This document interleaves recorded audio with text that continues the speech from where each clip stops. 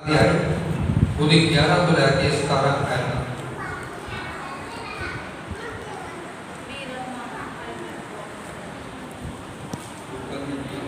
17 अध्याय पूरी 11 है तो लैके 17 है।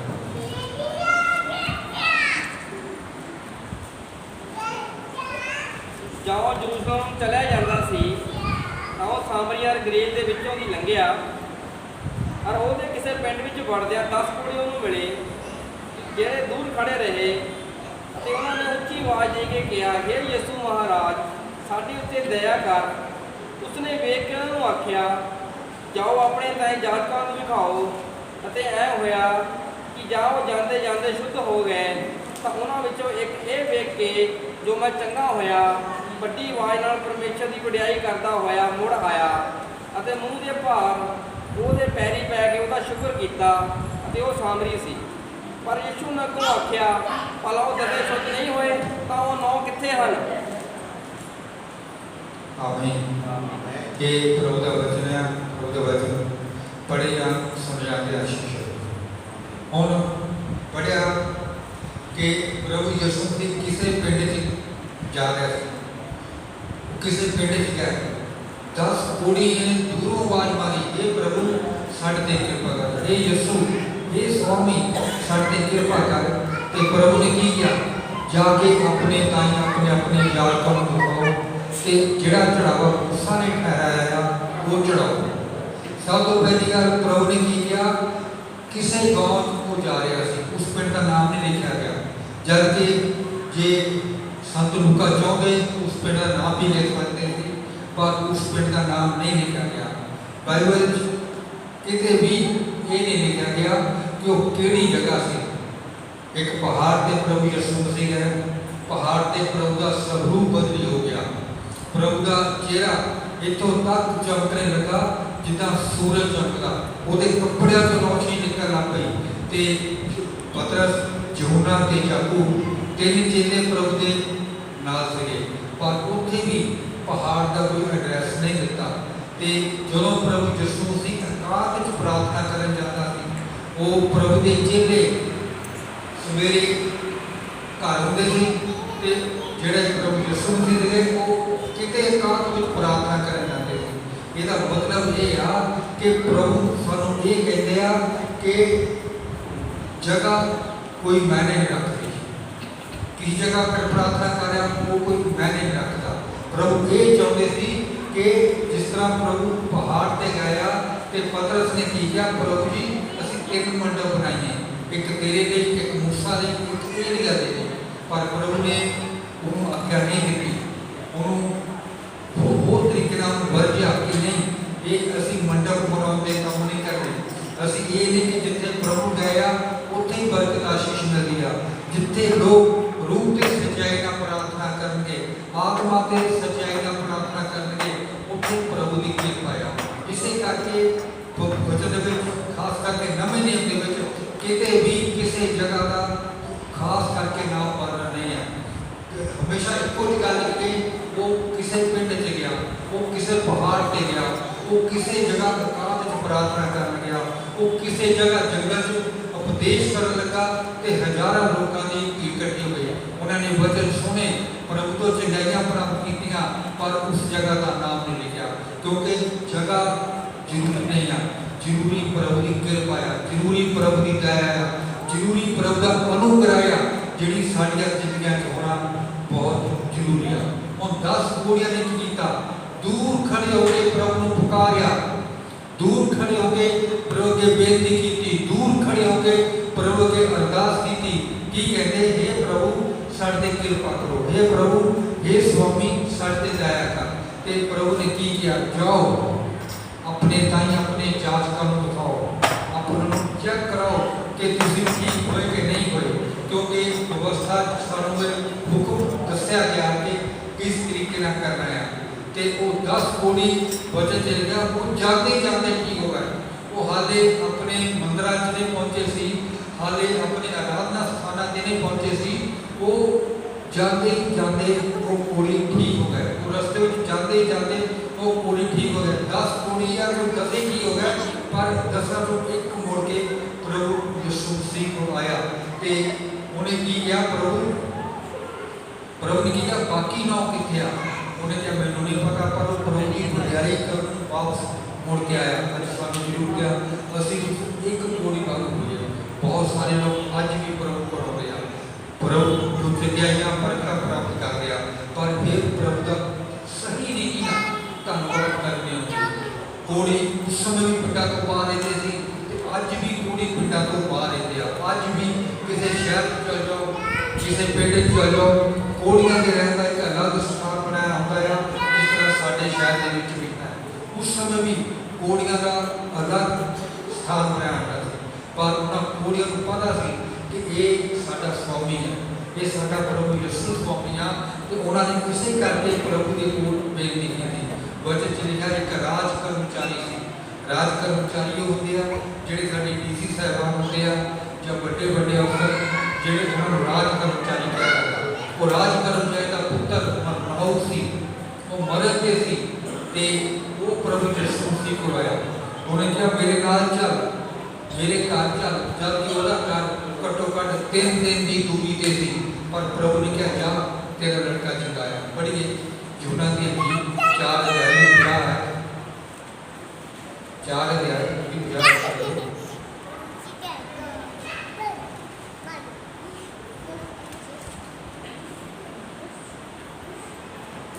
यीशु ने उन्होंने आख्या जा तेरा पुत्र जिंदा है पर वह मनुष्य ने उस वचन दी ਜਿਹੜਾ ਯਿਸੂ ਨੇ ਉਹਨੂੰ ਆਖਿਆ ਸੀ ਪ੍ਰਤੀਤ ਕੀਤੀ ਤੇ ਚਲਿਆ ਗਿਆ ਹੁਣ ਉਹ ਰਾਜ ਕਰਮਚਾਰੀ ਜਿਹੜਾ ਡੀਸੀ ਸਾਹਿਬਾਨ ਸੀ ਇਹਨੇ ਕੀ ਕੀਤਾ ਇਹਨੇ ਪ੍ਰਭੂ ਨੂੰ ਕਹਿੰਦਾ ਚੱਲ ਮੇਰਾ ਪੁੱਤਰ ਮਰਨਾਊਗਾ ਉਹਨੂੰ ਜਾ ਕੇ ਚੰਗਾ ਕਰ ਤੇ ਪ੍ਰਭੂ ਨੇ ਕੀ ਕਿਹਾ ਜਾ ਤੇਰਾ ਪੁੱਤਰ ਠੀਕ ਹੋ ਗਿਆ ਤੇਰਾ ਪੁੱਤਰ ਚੰਗਾ ਹੋ ਗਿਆ ਤੇਰੇ ਪੁੱਤਰ ਦੀ ਬਿਮਾਰੀ ਜਾਂਦੀ ਰਹੀ ਆ तो उन्हें प्रतीत की थी उन्हें क्या हाँ जो मैनू प्रभु ने किया वो ठीक किया वो हो गया है तो जो इस बच्चे जगे पढ़ते हैं उन्हें आके अपने नौकरां नूं पूछा कि मेरा बेटा किसको समय चंगा होया सी ते जो उन्होंने उस राज कर्मचारी नूं समा दस्या कि उन्हें ये जानिया कि ये ठीक वही समय आ जो प्रभु ने कहा सी कि जा मेरा पुत्र जीदा आ वो बच गया है तो इसे करके वचना की प्रतीत करना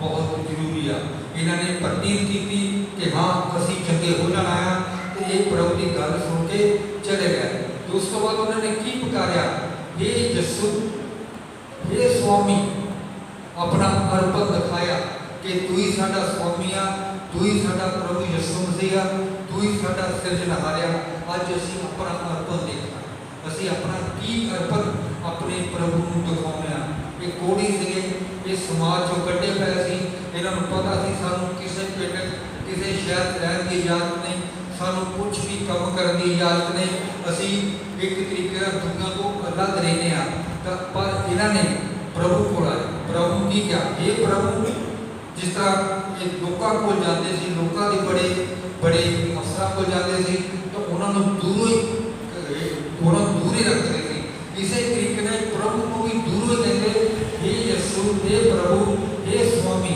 आज असी अपना अर्पण देखना है कि असी अपने प्रभु को अपना स्वामी मानते हैं कि साडा अर्पण पूरा तरीके ना प्रभु दिया गया कि असी हर सोच हर विचार को मोड़ के असी प्रभु की बात लाने पतरस ने प्रभु की किया प्रभु जी ने सब कुछ छाड़ के तेरे पीछे हो गया कि असी पतन इस तरह सब कुछ छड़ के प्रभु के पीछे होते हैं साडा अर्पण पूरा है प्रभु के पीछे चलण साडा विश्वास पूरा है प्रभु के पीछे चलण जिस तरह 10 कोड़ियां ने प्रभु का स्वामी साडे ते रहकर स्वामी असी किहनूं कहने आ जिहदे असी अधीन होने आ असी अपने प्रभु के पूर्ण रीति नाल अधीन होना है अपने हर एक सोच नूं हर एक विचार नूं हर एक ख्याल नूं अपने चलन फिर नूं अपने प्रभु के अधीन करना है ते असी कहना हे प्रभु स्वामी साडे ते कृपा कर हे प्रभु स्वामी साडे ते दया कर जिस तरह 10 कोड़ियां ने अपना अर्पण दिखाया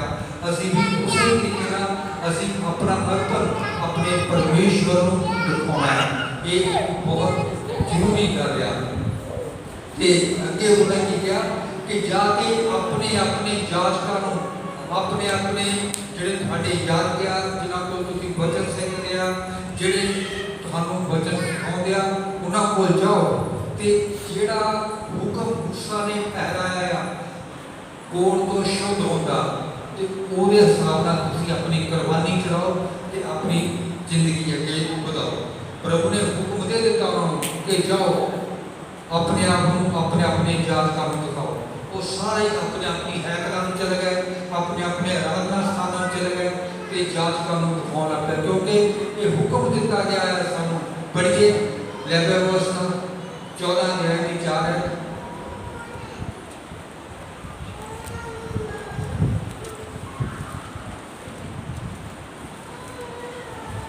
ਲੈਵੀਅਵਸਥਾ 14 ਅਧਿਆਇ 4 ਹੈ।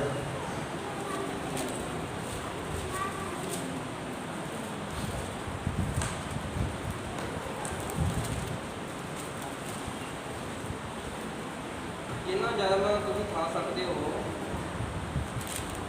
ਕੋਈ ਹਨ ਖਾਟ ਬਲ ਭੇਡ ਲੈਵੀਅਵਸਥਾ 14 ਜਦ ਜਾਜਕ ਉਸ ਨੂੰ ਜੋ ਚੰਗਾ ਹੋ ਗਿਆ ਆਗਿਆ ਦੇਵੇ ਜੋ 2 ਜੂਦੇ ਅਤੇ ਸ਼ੁੱਧ ਪੰਛੀ ਲਿਆਵੇ ਅਤੇ ਦਿਆਲ ਦੀ ਲੱਕੜ ਅਤੇ ਕੀਮਤੀ ਕੱਪੜਾ ਅਤੇ ਜੁੱਫਾ। ਹਾਲੇਲੂਇਆ। 2 ਸ਼ੁੱਧ ਪੰਛੀ, ਕੀਮਤੀ ਕੱਪੜਾ ਤੇ ਜੁੱਫਾ ਇਹ ਲਿਆ ਕੇ ਆਪਣੇ ਜਾਜਕ ਨੂੰ ਦਵੇ ਤੇ ਜਾਜਕ ਉਹਨਾਂ ਦਾ ਜਿਹੜੇ ਪੰਛੀ ਆ ਉਹਨਾਂ ਨੂੰ ਆਪਣੇ ਤਰੀਕੇ ਨਾਲ ਜਿਸ ਤਰ੍ਹਾਂ ਬਚਤ ਅੱਗੇ ਲੈ ਕੇ ਆਇਆ ਉਸ ਤਰੀਕੇ ਨਾਲ ਉਹ ਕੁਰਬਾਨ ਕਰੇ ਤਾਂ ਉਹ ਸ਼ੁੱਧ ਮੰਨੇ ਜਾਣਗੇ। ਇੱਕ ਵਿਵਸਥਾ ਦਿੱਤੀ ਸੀ ਜਾਜਕਾਂ ਵਾਸਤੇ ਕਿ ਜੇ ਕੋਈ ਕੋੜ ਤੋਂ ਸ਼ੁੱਧ ਹੋ ਜਾਵੇ ਪਹਿਲਾਂ ਉਹਨੂੰ ਛਾਉਣੀ ਦੇ ਬਾਹਰ ਲੈ ਕੇ ਜਾਣਾ, ਪਿੰਡ ਤੋਂ ਬਾਹਰ ਲੈ ਕੇ ਜਾਣਾ, ਉਹਨੂੰ ਚੈੱਕ ਕਰੋ ਕਿ ਉਹਦੇ ਵਿੱਚ ਕੋੜ ਦਾ ਕੋਈ ਦਾਗ ਤਾਂ ਨਹੀਂ, ਸਰੀਰ ਤੇ ਕੋਈ ਨਾਲੀ ਤਾਂ ਨਹੀਂ, ਉਹਨੂੰ ਚੈੱਕ ਕਰੋ। ਉਹ ਚੈੱਕ ਕਰਨ ਤੋਂ ਬਾਅਦ ਉਹਨੂੰ ਇਸ ਤਰੀਕੇ ਨਾਲ ਲਿਆ ਕੇ ਸ਼ੁੱਧ ਕਰੋ। ਉਹਦਾ ਅਰਪਣ ਜਿਹੜਾ ਸੀ ਉਹ ਤੁਸੀਂ ਉਹਦੇ ਪਵਿੱਤਰ ਭਵਨ ਵਿੱਚ ਪਵਿੱਤਰ ਹੈਕਲ ਵਿੱਚ ਚੜਾਓ। ਇੱਕ ਜਾਜਕਾਂ ਵਾਸਤੇ ਇੱਕ ਸ਼ਰ੍ਹਾ ਠਹਿਰਾਈ ਸੀ, ਇੱਕ ਰੀਤ ਸੀ ਕਿ ਇਸ ਤਰੀਕੇ ਨਾਲ ਜਿਹੜਾ ਕੋੜ ਤੋਂ ਸ਼ੁੱਧ ਹੋ ਜਾਵੇ ਉਹ ਕਰੋ। ਤੇ ਇਹ ਜਿਹੜੇ ਲੋਕੀ ਸੀ ਉਸੇ ਤਰੀਕੇ ਨਾਲ ਆਪਣੇ ਆਪਣੀ ਹੈਕਲ ਨੂੰ ਗਏ ਤੇ ਇਹ ਆਪਣੇ ਅਰਪਣ ਚੜਾਉਣ ਲੱਗ ਪਏ। ਜੋ ਵੀ ਮੂਸਾ ਨੇ ਠਹਿਰਾਇਆ ਸੀ ਇਹ ਉਹ ਕਰਨ ਲੱਗ ਪਏ। ਇਹਦਾ ਮਤਲਬ ਕੀ ਆ? ਇਹ ਪ੍ਰਭੂ ਦੀ ਕਿਰਪਾ ਨੂੰ ਭੁੱਲ ਗਏ ਕਿ ਸਾਨੂੰ ਪ੍ਰਭੂ ਨੇ ਹੁਕਮ ਦਿੱਤਾ ਸੀ, ਅਸੀਂ ਪ੍ਰਭੂ ਦੇ ਹੁਕਮ ਨਾਲ ਚੰਗੇ ਹੋਏ ਆ। ਇਹਨਾਂ ਨੇ ਕੀ ਸੋਚਿਆ? ਜਿਹੜੇ ਅਸੀਂ 2 ਪੰਛੀ ਚੜਾਏ ਆ, ਜਿਹੜਾ ਕਿਰਮਚੀ ਜਾਂ ਲਾਲ ਰੰਗ ਦਾ ਕੱਪੜਾ ਜਾਂ ਪੀਲੇ ਰੰਗ ਦਾ ਕੱਪੜਾ ਅਸੀਂ ਪ੍ਰਭੂ ਨੂੰ ਅਰਪਣ ਕਰ ਦਿੱਤਾ ਆ, ਉਹਦੇ ਕਰਕੇ ਅਸੀਂ ਚੰਗੇ ਹੋ ਗਏ ਆ। ਇਹ ਉਹਨਾਂ ਦਾ ਮਤਲਬ ਸੀ ਕਿ ਅਸੀਂ ਜਿਹੜੀਆਂ ਪ੍ਰਭੂ ਨੇ ਸਾਨੂੰ ਰੀਤ ਰਿਵਾਜ ਦਿੱਤੇ ਆ ਅਸੀਂ ਸਿਰਫ ਉਹਨਾਂ ਦੀ ਮੰਨਣ ਕਰਕੇ ਚੰਗੇ ਹੋ ਗਏ ਆ। ਇਸ ਕਰਕੇ ਇਹ 9 ਲੋਕੀ ਮੁੜ ਕੇ ਨਹੀਂ ਆਏ। ਇਹ 9 ਲੋਕੀ ਆਪਣੀਆਂ ਹੈਕਲਾਂ, ਆਪਣੇ ਮੰਦਿਰਾਂ, ਆਪਣੇ ਆਰਾਧਨਾ ਸਥਾਨਾਂ 'ਚ ਰਹਿ ਗਏ, ਕਿਉਂਕਿ ਇਹਨਾਂ ਨੇ ਪ੍ਰਭੂ ਦੇ ਵਚਨਾਂ ਨੂੰ ਨਹੀਂ ਸਮਝਿਆ ਕਿ ਅਸੀਂ ਤਾਂ ਪ੍ਰਭੂ ਦੇ ਹੁਕਮ ਨਾਲ ਚੰਗੇ ਹੋਏ ਆ। ਪਰ ਇਹਨਾਂ ਨੇ ਇਹ ਕਿਹਾ ਕਿ ਅਸੀਂ ਜਿਹੜੇ ਪਵਿੱਤਰ ਮੰਨੇ ਜਾਂਦੇ ਪੰਛੀ ਆ ਉਹ ਚੜਾਉਣ ਦੇ ਨਾਲ ਚੰਗੇ ਹੋ ਗਏ। ਪੁਰਾਣੇ ਨਿਯਮ ਵਿੱਚ 650 ਤੋਂ ਜ਼ਿਆਦਾ ਹੁਕਮ ਸਾਨੂੰ ਮੰਨਣ ਲਈ ਦਿੱਤੇ ਗਏ ਆ। ਇੱਥੋਂ ਤੱਕ ਕਿ ਸਵੇਰੇ ਉੱਠਣ ਤੋਂ ਲੈ ਕੇ ਰਾਤ ਸੌਣ ਤੱਕ ਇਹ ਬਹੁਤ ਸਾਰੇ ਨਿਯਮ ਆ। ਹਰ ਚੀਜ਼ ਦੀ ਵਿਵਸਥਾ ਇੱਕ ਦਿੱਤਾ ਗਿਆ ਸਿਸਟਮ ਆ ਕਿ ਹਰ ਕੰਮ ਨੂੰ ਕਿਸ ਤਰੀਕੇ ਨਾਲ ਕਰਨਾ ਹੈ। 650 ਤੋਂ ਜ਼ਿਆਦਾ ਹੁਕਮ ਸਾਨੂੰ ਮੰਨਣ ਨੂੰ ਦਿੱਤੇ ਗਏ ਆ। ਇਹਦੇ ਵਿੱਚ ਇੱਕ ਕੋੜ ਤੋਂ ਵੀ ਸ਼ੁੱਧ ਹੋਊਗਾ ਹੁਕਮ ਦਿੱਤਾ ਗਿਆ। ਜੇ ਕੋਈ ਡੰਗਰ ਮਰ ਜਾਵੇ ਉਹ ਚੱਕਰ ਵਾਲੇ ਉਹਨਾਂ ਨੇ ਕੀ ਕਰਨਾ ਉਹ ਵੀ ਹੁਕਮ ਦਿੱਤਾ ਗਿਆ। ਜੇ ਕੋਈ ਪਰਦੇਸੀ ਸਾਡੇ ਖੇਤਾਂ 'ਚ ਸਾਡੇ ਸ਼ਹਿਰ 'ਚ ਮਰ ਜਾਵੇ ਉਹਦੇ ਵਾਸਤੇ ਵੀ ਅਲੱਗ-ਅਲੱਗ ਤਰੀਕੇ ਦੇ ਹੁਕਮ ਅਲੱਗ-ਅਲੱਗ ਸਮੇਂ ਤੇ ਮੰਨਣ ਨੂੰ ਸਾਨੂੰ ਪਰਮਿਸ਼ਨ ਦਿੱਤੇ ਸੀ। ਕਿਉਂ? ਕਿ ਅਸੀਂ ਆਪ ਨੂੰ ਪਵਿੱਤਰ ਰੱਖ ਸਕੀਏ, ਆਪਣੇ ਆਪ ਨੂੰ ਚੰਗਾ ਰੱਖ ਸਕੀਏ, ਆਪਣੇ ਆਪ ਨੂੰ ਦੁਨੀਆ ਤੋਂ ਇੱਕ ਅਲੱਗ ਰੱਖ ਸਕੀਏ।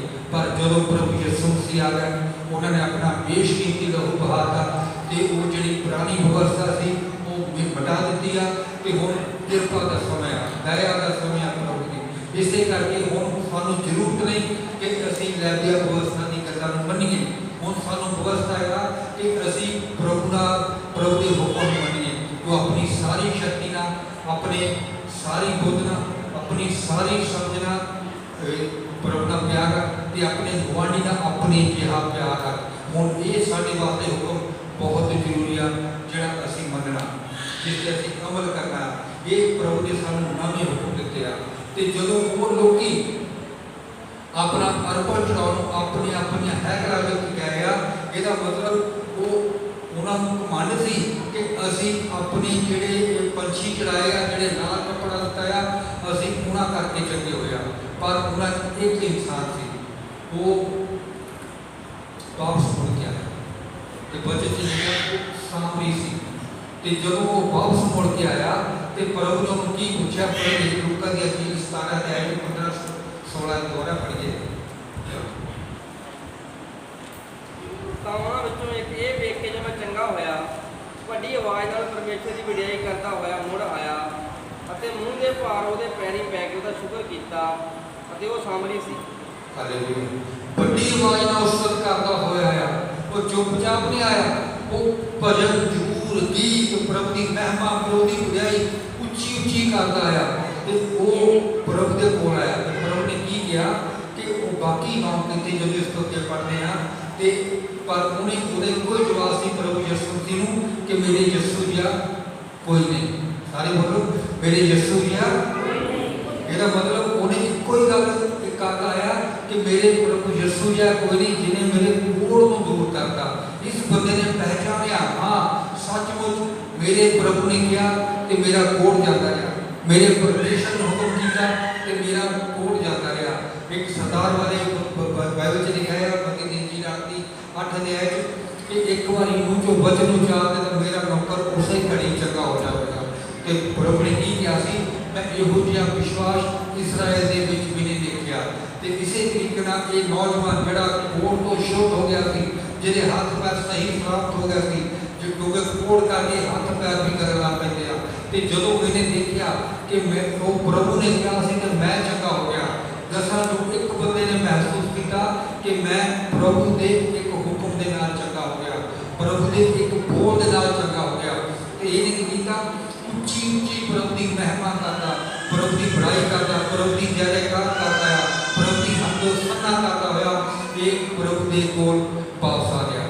तो प्रभु को सवाल कर दिया कि वो बाकी 9 कितने आ, वो भी शुद्ध हो गया कोल तो, वो भी इस रोग तो चंगे हो गया, बाकी वो 9 कितने गया। अज असी अपने आप को देखना है किते असी बाकी वो 9 चौथा नहीं, किते साडी समझ, किते साडा अर्पण, किते साडा प्रभु चलना किते बिगड़ता नहीं गया।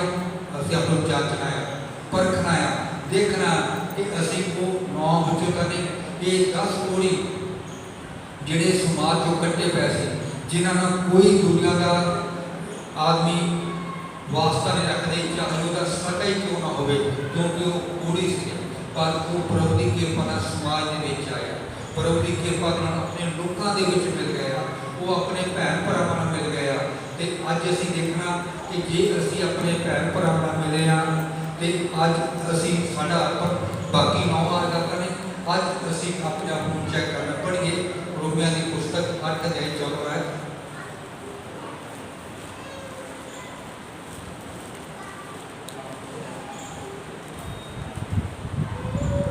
जिन्हें परमेश्वर की आत्मा की गवाही नाल चलते हैं वो परमेश्वर के पुत्र हैं। Hallelujah hallelujah. जिहड़े परमेश्वर की आत्मा की अगुवाई नाल चलते हैं कोई परमेश्वर के पुत्र आ, कोई परमेश्वर दी धीआं आ। जो प्रभु यीशु मसीह प्रचार कर रहे थे, प्रभु यीशु मसीह की माता मरियम ते उहदे भैन भरा उन्होंने मिलन आया तो उन्होंने अंदर एक सुनेहा भेजा कि तेरी माता ते तेरे भरा वो बाहर खड़े तेनों उड़ीक रहे।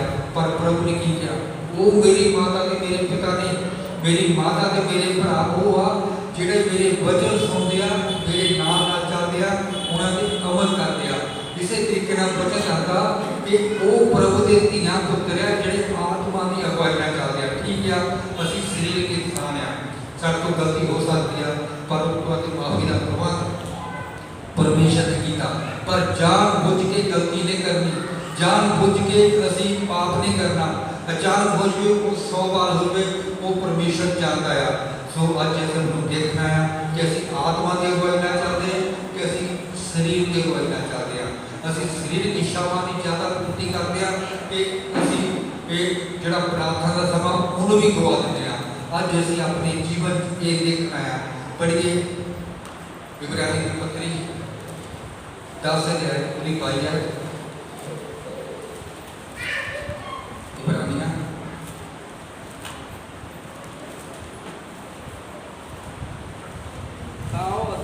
ਸੱਚੇ ਦਿਲ ਅਤੇ ਪੂਰੀ ਨਿਸ਼ਚਾ ਨਾਲ ਜਦੋਂ ਸਾਡੇ ਦਿਲ ਸ਼ੁੱਧ ਅੰਤਕਰਨ ਤੋਂ ਛਿੜਕਾਅ ਨਾਲ ਸ਼ੁੱਧ ਹੋਏ ਅਤੇ ਸਾਡੀ ਦੇਹ ਸਾਫ਼ ਪਾਣੀ ਨਾਲ ਨਲਾਈ ਗਈ, ਨੇੜੇ ਜਾਈਏ। ਹਾਲੇਲੂਇਆ।